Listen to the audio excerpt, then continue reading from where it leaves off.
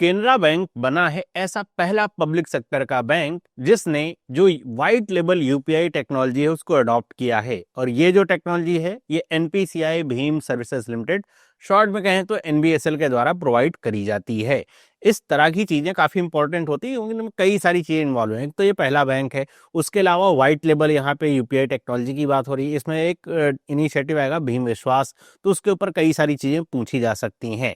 तो इसी को हम पूरा डिटेल में चर्चा करेंगे, क्या है टेक्नोलॉजी, कैसे काम करेगी, जो पहले जो जो स्टैंड अलोन इंटरफेस और इसमें क्या डिफरेंस होगा, सब कुछ डिटेल में चर्चा करेंगे। तो वीडियो आपको इन्फॉर्मेटिव लगे तो इसे लाइक करें, इस तरह की और वीडियोस के लिए चैनल को सब्सक्राइब करें।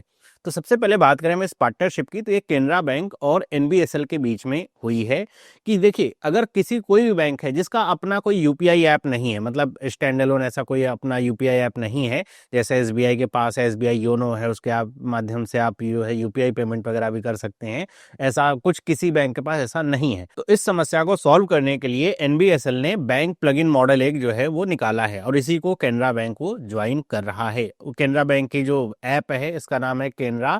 ये AI1PE का मतलब क्या होता है, ऑल इन वन पे ऐप, ऐसा इसका नाम है, ऑल इन वन पे ऐप। तो ये इस पे जो है जाकर के इंटीग्रेट होगा। तो ये जो कोर कॉन्सेप्ट इसका यही है कि एक इनिशिएटिव है जिसका नाम है भीम विश्वास। आपने भीम यूपीआई ऐप का नाम सुना होगा ना, तो भीम विश्वास करके एक इनिशिएटिव है। 2025 में ही इसे जो है यहाँ पे लाया गया था प्रूफ ऑफ कॉन्सेप्ट के तौर पे, जो कि व्हाइट लेबलिंग का काम करता है। व्हाइट लेबलिंग का मतलब भी हम आगे समझेंगे कि क्या होता है। तो व्हाइट लेबलिंग का काम ये करेगा जिसकी मदद से ऐसे बैंक्स या फिर ऐसे जो पार्टीज हैं जिनका अपना यूपीआई ऐप नहीं है, अपना स्टैंड अलोन, तो उनको भी आराम से जो यूपीआई ऐप है वो प्राप्त हो जाएगा उन्हीं के नाम से। हम थोड़ा ये समझ लेते हैं कि व्हाइट लेबलिंग का मतलब क्या है, भीम विश्वास का मतलब क्या है। देखिए, एक होता है जो स्टैंड अलोन इंटरफेस होता है। स्टैंड अलोन इंटरफेस का मतलब क्या हुआ, अब इसे मैं ना बहुत ही आसान शब्दों में समझाता हूं कि सब लोग समझ पाए। ऐसे समझिए कि 3 तरह की लेयर होती हैं, है ना, यूपीआई इस्तेमाल करने के लिए। एक तो आपकी क्या हो गई, कोर लेयर हो गई। फिर एक होती है आपकी मिडिल लेयर और एक होता है आपका लेयर 1, आप इसे कह सकते हैं, जो कि फ्रंट एंड होता है, जो कि कस्टमर्स को दिखता है। जैसे आप अगर गूगल पे इस्तेमाल करते हैं तो जो गूगल पे आपको दिखता है ना, आप उसे क्या कह सकते हैं, लेयर 1, फिर होता है लेयर 2 और उसके बाद होता है लेयर 3। तो मान लीजिए कोई बैंक है, उस बैंक का यहाँ पे लोगो लगा हुआ है, यूपीआई ऐप उसका निकला हुआ है, स्टैंड अलोन ऐप है, और एसबीआई का उसमें लोगो लगा हुआ है, मान लीजिए एसबीआई का है। तो कस्टमर को दिखेगा कि हम एसबीआई के यूपीआई से पेमेंट कर रहे हैं। लेकिन उसमें होता क्या है कि जो यूपीआई स्विच है वो तो सबके लिए सेम ही है। मतलब कि ऐसा नहीं है कि एसबीआई ने अपना कोई अलग से जाकर के यूपीआई ऐप बनाया, उसकी अलग फंक्शनलिटी है। देखिए, यूपीआई जो स्विच है वो तो एनपीसीआई ने डेवलप किया है। यूपीआई स्विच में होता क्या है कि सारे बैंक आकर के इसमें इंटीग्रेट हुए हैं, तभी तो आप अगर गूगल पे मान लीजिए डाउनलोड कर लीजिए, तो आप उसमें कोई भी बैंक आपका जिसमें आपका नंबर है, आप उसको आसानी से इंटीग्रेट कर सकते हैं, उसमें ऐड कर सकते हैं। इसीलिए क्योंकि सारे बैंक जाकर यूपीआई के स्विच के माध्यम से वो कनेक्ट होते हैं। उसी से आप पेमेंट भी अपनी कर सकते हैं, फेच भी कर सकते हैं अपना जो ट्रांजेक्शन वगैरह है या फिर बैलेंस वगैरह है, सब कुछ। और मिडिल लेयर क्या होती है, इसको जो बैंक होते हैं, जो पार्टीज होती है ना, वो ये मेंटेन करते हैं। मिडिल लेयर में क्या होता है कि यही लेयर प्रोवाइड करती है कस्टमर और जो आगे एनपीसीआई का सर्वर है उसके बीच में कनेक्शन का काम करती है ना। तो देखिए, ये वाला जो चीज है ये सबके लिए सेम होता है, चाहे वो एसबीआई हो, चाहे गूगल पे हो, फोन पे हो, सबके लिए सेम ही है। यूपीआई का जो सर्वर है जहां सारी चीजें फेच हो रही हैं। मिडिल जो लेयर है और जो फ्रंट एंड है ये अलग अलग होते हैं, है ना। अब जैसे मान लीजिए गूगल पे है, अब गूगल पे अपने आप में तो कोई बैंक है नहीं, तो वो गूगल पे जाकर के पहले किसी ना किसी बैंक के साथ टाई अप करेगा। इसलिए आप जब यूपीआई आईडी देखते हैं तो उसमें लिखा रहेगा ओके एसबीआई, है ना, या फिर ओके आईसीआईसीआई। मतलब वो टाई अप करेंगे कि भाई वो अलग जाकर के किसी बैंक का सर्वर यूज करेंगे। तो मतलब वो मिडिल लेयर की बात यहाँ पे हो रही है। इसलिए कभी कभी जब आप पेमेंट करते हैं तो लिख के आ जाता है payment fail, bank server is busy. तो बैंक सर्वर बिजी होने का मतलब इस मिडिल लेयर से होता है ना। तो अब अगर कस्टमर को ऐसा दिख रहा है तो उसमें आपको समझ में आना चाहिए कि ऊपर अगर गूगल पे भी लिखा हुआ है तो मतलब काम सारा एनपीसीआई के यूपीआई से ही हो रहा है, बस वो ऊपर की 2 लेयर अलग अलग ऐसे काम करती हैं। अब ये जो है ना, इसको डेवलप करना, इसको मेंटेन करना, इसको चलाते रहने में काफ़ी ज़्यादा एक्सपर्टीज़ की ज़रूरत होती है और बहुत ज़्यादा इसमें कह सकते हैं कि अगर बैकएंड पे आप चल करके देखेंगे तो इसमें सर्वर का खर्चा भी लगता है, मेंटेन करना पड़ता है, सिक्योरिटी रहती है, मतलब इसमें खर्चा लगता है ना। अब अगर यही आपको कोई कहे कि हम ना आपको ये पहली और दूसरी लेयर बना करके दे देंगे, आप या दूसरी तीसरी बना करके दे देंगे, वो पहली वाली भी बना करके दे देंगे पूरा, बस इसमें ना आपका नाम आगे लग जाएगा, आप उस नाम के लिए आप हमें पे करोगे। इसको कहा जाता है, अगर सॉफ्टवेयर के टर्म में कहें, PaaS, है ना, प्लेटफॉर्म एज अ सर्विस। मतलब इसमें ये है व्हाइट लेबल हम इसको कर रहे हैं, मतलब कि एनबी जो एसएल है, एनपीसीआई की सब्सिडरी है, वो प्री बिल्ट जो है भीम प्लगइन बनाएगा। भीम ऐप पहले से काम ही कर रहा है, उसकी एक प्लगइन बनाएगा। केनरा बैंक की जो ऐप है ऑल इन वन पे, उससे जाकर के इंटीग्रेट होगी। तो आप अगर पेमेंट, आप अगर उस ऐप का इस्तेमाल करके आप पेमेंट करेंगे तो उसमें केनरा बैंक ही लिखा रहेगा कि आप केनरा बैंक से पेमेंट कर रहे हैं यूपीआई के माध्यम से। लेकिन उसमें सारा जो बैकएंड का काम है वो केनरा बैंक नहीं संभाल रहा है, वो सारा का सारा काम एनबीएसएल ही कर रहा है। इसी को कहा जाता है व्हाइट लेबलिंग। मतलब पीछे का आपका सपोर्ट, आपने सब कुछ जैसे किसी को हायर कर लिया है, ऐसे समझिए। अगर आप इसे एक बहुत सिंपल आप उदाहरण समझिए कि एक बहुत बड़ा सा कोई किचन है जहाँ पे बहुत तरह के जो पकवान हैं वो बन रहे हैं, आप उसे ओन नहीं करते हैं, उसे कोई और ओन करता है।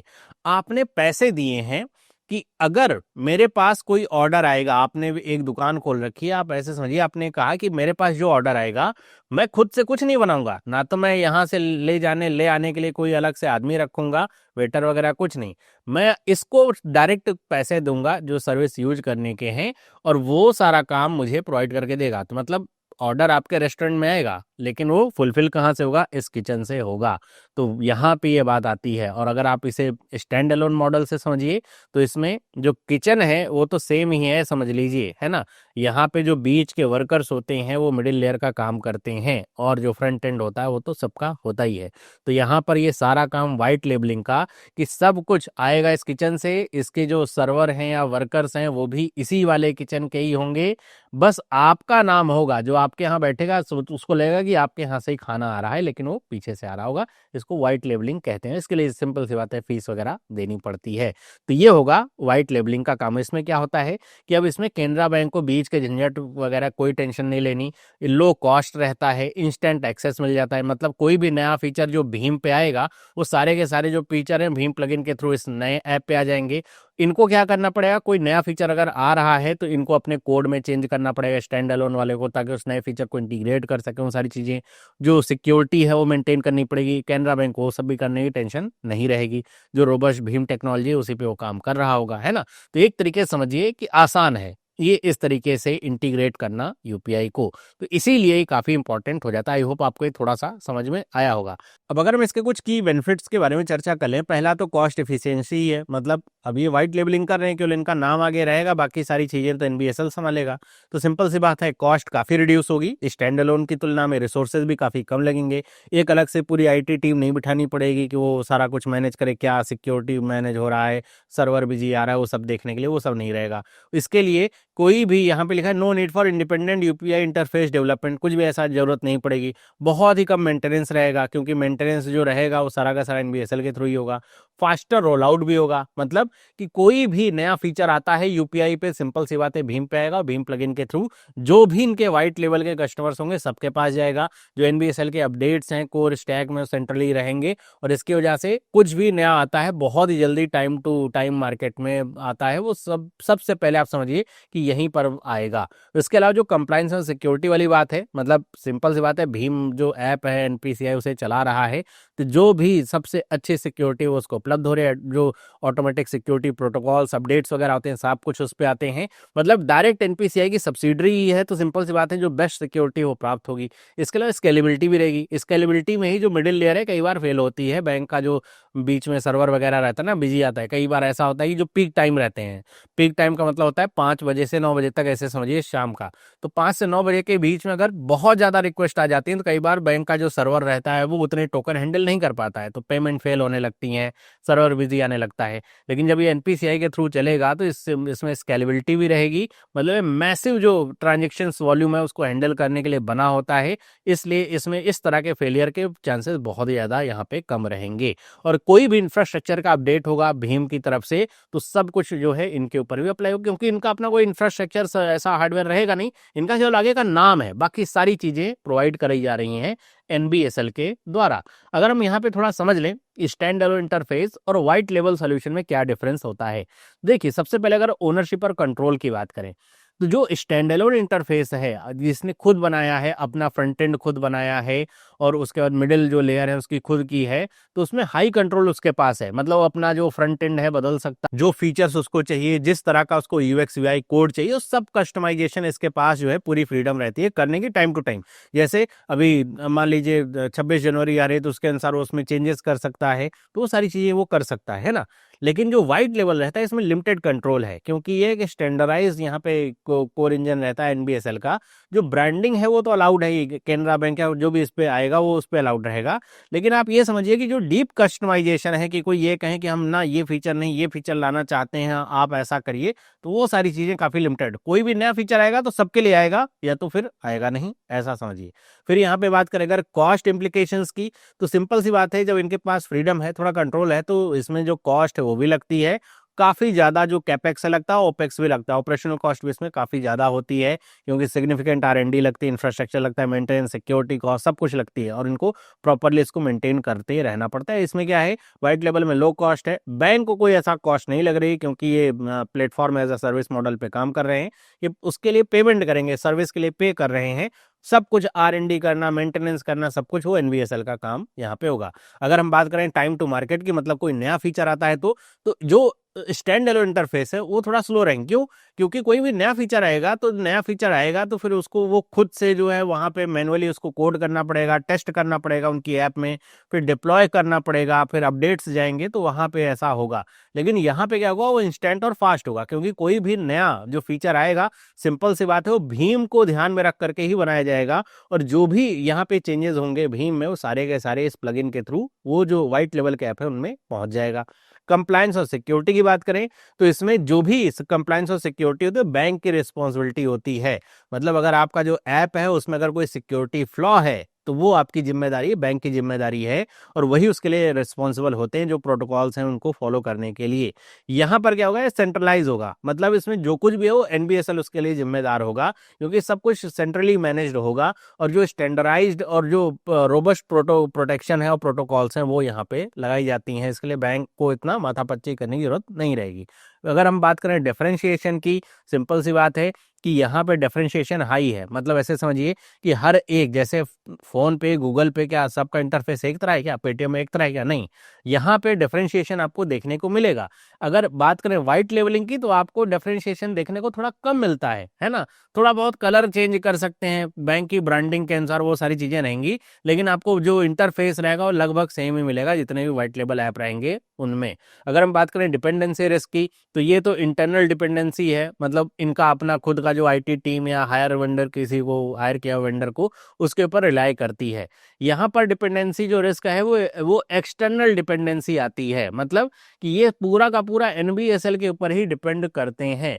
अगर यहाँ पे एनबीएसएल में कोई फेलियर हो रहा है या एनबीएसएल में कोई इशू आ रहा है, तो वो सबको प्रभावित करेगा। वो ऐसा नहीं है कि वो लेके प्रभावित, सब वैसे ही प्रभावित होंगे।